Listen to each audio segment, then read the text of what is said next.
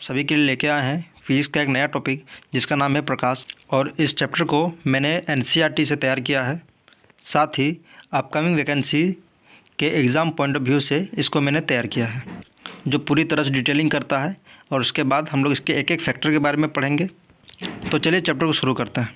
सबसे पहले हम लोग समझते हैं कि प्रकाश की परिभाषा क्या है, प्रकाश किसे कहते हैं, इसका डेफिनेशन क्या है ना। इसका डेफिनेशन ये होगा कि प्रकाश एक विद्युत चुंबक विकिरण ऊर्जा का रूप होती है जिससे हमें दृष्टि की संवेदना होती है।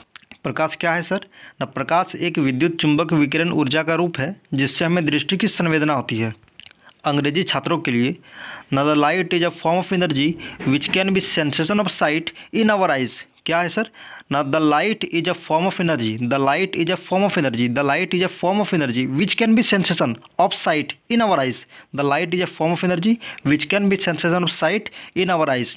प्रकाश एक विद्युत चुंबक विकिरण ऊर्जा का रूप है जिससे हमें दृष्टि की संवेदना होती है। यहाँ तक क्लियर? तो यहाँ से हमको क्या सीखने को मिला सर ना? प्रकाश क्या है? एक EMW यानी इलेक्ट्रोमैग्नेटिक वेव है, विद्युत चुंबक विकिरण है। ठीक है, विद्युत चुंबक वेव है। ठीक है, यानी इलेक्ट्रोमैग्नेटिक वेव इसको कह सकते हैं, EMW। ठीक है, यहाँ तक क्लियर? अब इसके प्रकृति के बारे में बहुत सारे वैज्ञानिक आए और उन्होंने अपना तर्क दिया। तो चलिए बिना लेट किए इसके नेचर के बारे में पढ़ते हैं। तो सबसे पहले इसका जो है प्रकृति के बारे में बताया, न्यूटन की कणिका का सिद्धांत। न्यूटन की कणिका का सिद्धांत क्या है कि प्रकाश द्रव्यमानहीन, भारहीन व अदृश्य किरणों से मिलकर बनी होती है जो एक सरल रेखा में 3 × 10⁸ मीटर पर सेकंड की चाल से चलती है, जिसे क्या कहते हैं सर ना? कणिका कहते हैं। प्रकाश क्या है? प्रकाश द्रव्यमानहीन, भारहीन व अदृश्य किरणों से मिलकर बनी होती है जो एक सरल रेखा में चलती है। कि कौन से स्पीड से ना? 3 × 10⁸ मीटर पर सेकंड की स्पीड से चलती है, जिसे हम क्या कहते हैं सर ना? कणिका कहते हैं। अब इस सिद्धांत से हमें प्रकाश का परावर्तन, अपवर्तन व अन्य घटनाओं की व्याख्या के बारे में पता चला। यहाँ तक क्लियर? अब प्रकाश का परावर्तन व अपवर्तन क्या है, इसके बारे में हम लोग अगले वीडियो में डिटेल से बताएंगे। अब उसके बाद हाइजेंस वेव थ्योरी आता है। हाइजेंस वेव थ्योरी क्या कहता है सर ना? यह एक सरल रेखा पर चलती है। यह मतलब कौन? प्रकाश एक सरल रेखा पर चलती है। जब हमारी आँखों की रेटिना पर पड़ती है तो हमें दृष्टि की अनुभूति होती है। ठीक है, प्रकाश क्या करती है? एक सरल रेखा पर चलती है और जब यह हमारी आँखों पर पड़ती है तो क्या होती है? हमें दृष्टि की संवेदना होती है। ठीक है, ये कौन कहता है? Huygens wave theory. और उसके बाद कहता है सर कि इन तरंगों के संचरण यानी चलने के लिए, इन तरंगों के संचरण के लिए किसी माध्यम की आवश्यकता होती है।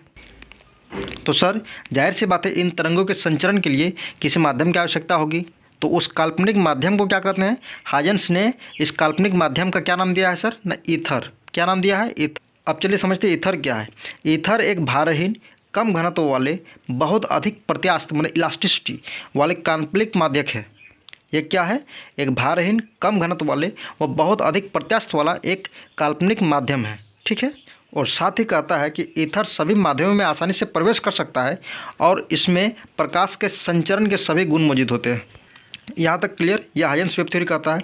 उसके बाद इस सिद्धांत के अनुसार हाइजेंस से क्या क्या डिटेलिंग किया है? हाइजेंस ने बताया प्रकाश के विवर्तन के बारे में, प्रकाश के व्यतिकरण के बारे में यानी कि डिफ्रैक्शन ऑफ लाइट और इंटरफेरेंस ऑफ लाइट के बारे में किन्होंने बताया? हाइजेंस वेव थ्योरी ने बताया।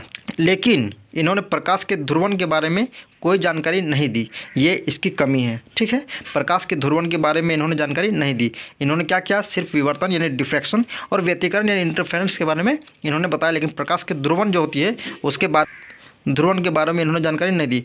यानी कि पोलराइजेशन ऑफ लाइट क्या है, इन्होंने कोई डिटेलिंग नहीं किया इसमें। ठीक है, यह डिस्कस नहीं किया इसमें। उसके बाद आता है इलेक्ट्रोमैग्नेटिक वेव थ्योरी। ठीक है, उसके बाद क्या आता है? Electromagnetic wave theory. ये थर्ड नेचर है। तो इसके बारे में क्या बताया? ये सबसे पहले मैक्सवेल ने बताया। कब बताया ना? 1873। कब बताया सर? 1873 ने। किन्होंने बताया ना? मैक्सवेल ने। EMW के बारे में कौन बताया? इलेक्ट्रोमैग्नेटिक वेव थ्योरी के बारे में किन्होंने बताया?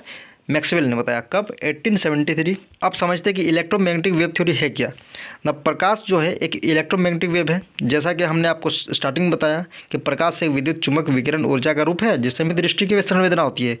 इलेक्ट्रोमैग्नेटिक वेव थ्योरी में यही चीज़ कहा गया है कि प्रकाश एक इलेक्ट्रोमैग्नेटिक वेव है जिससे संचरण के लिए किसी माध्यम की आवश्यकता नहीं होती है।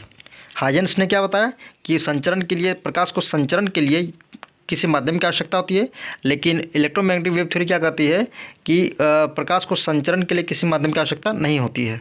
और साथ ही इस थ्योरी के माध्यम से उन्होंने प्रकाश की ध्रुवण यानी पोलराइजेशन ऑफ लाइट के बारे में बताया। लेकिन इन्होंने इलेक्ट्रोमैग्नेटिक वेव थ्योरी में क्या किया, सबसे बड़ी कमी क्या रही कि उन्होंने फोटो इलेक्ट्रिक इफेक्ट के बारे में कोई जानकारी नहीं दी। ठीक है, ये सबसे बड़ा इनका मतलब कमी रहा कि इन्होंने फोटो इलेक्ट्रिक इफेक्ट क्या होती है और उसकी क्या क्या परिघटनाएं हैं, उन्होंने इनकी जानकारी नहीं दी। उसके बाद क्या होता है कि क्वांटम थ्योरी आता है। क्वांटम थ्योरी कौन लेके आता है? नसर आइंस्टीन। इसके बारे में आप सभी लोग जानते होंगे। और क्वांटम थ्योरी का जो है मतलब इसके बारे में डिटेलिंग क्या गया, नसर 1905 में सबसे पहले आइंस्टीन ने क्वांटम थ्योरी के बारे में बताया। समझते हैं क्वांटम थ्योरी क्या है? द क्वांटम थ्योरी कहता है कि प्रकाश ऊर्जा का एक छोटा छोटा पैकेट या फिर बंडल के रूप में सीधा गमन करता है। प्रकाश क्या है? प्रकाश जो है ऊर्जा का एक छोटा छोटा रूप है। ये कौन कह रहा है? क्वांटम थ्योरी, यानी आइंस्टीन के क्वांटम थ्योरी में बताया गया है, इस सिद्धांत में बताया गया है कि प्रकाश ऊर्जा का एक छोटा छोटा पैकेट के रूप में या यो कहते हैं बंडल के रूप में सीधा गमन करता है, जिसे हम लोग फोटोन या क्वांटा कहते हैं। ठीक है, प्रकाश क्या करता है? छोटे छोटे ऊर्जा के रूप में सीधा गमन करता है, जिसे हम लोग फोटोन या फिर क्वांटा कहते हैं। और इस थ्योरी में इन्होंने फोटो इलेक्ट्रिक इफेक्ट के बारे में चर्चा की। ठीक है, क्वांटा थ्योरी में क्या करता है कि उन्होंने फोटो इलेक्ट्रिक इफेक्ट के बारे में चर्चा करता है, लेकिन इन्होंने मतलब प्रकाश का ध्रुवण, विवर्तन, व्यतिकरण यानी कि डिफ्रैक्शन, इंटरफेरेंस ऑफ लाइट और पोलराइजेशन ऑफ लाइट के बारे में कोई जानकारी नहीं दी। ये इसकी प्रकृति है। ठीक है, तो हम लोगों ने अभी तक क्या क्या पढ़ा? प्रकाश का डिफिनेशन पढ़ा, उसके बाद न्यूटन की कणिका का सिद्धांत पढ़ा, हायंस का वेव थ्योरी पढ़ा। ठीक है, उसके बाद इलेक्ट्रोमैग्नेटिक वेव थ्योरी पढ़ा और क्वांटम वेव थ्योरी पढ़ा। ठीक है, यहीं पर इस वीडियो को समाप्त करते हैं। हम लोग नेक्स्ट वीडियो में पढ़ेंगे प्रकाश का परावर्तन किसे कहते हैं, अपवर्तन किसे कहते हैं, व अन्य जैसे कि आपतित किरण, परावर्तित किरण, ये सब के बारे में हम लोग नेक्स्ट वीडियो में पढ़ेंगे। चलिए, यहाँ तक बने रहने के लिए आप सभी को धन्यवाद।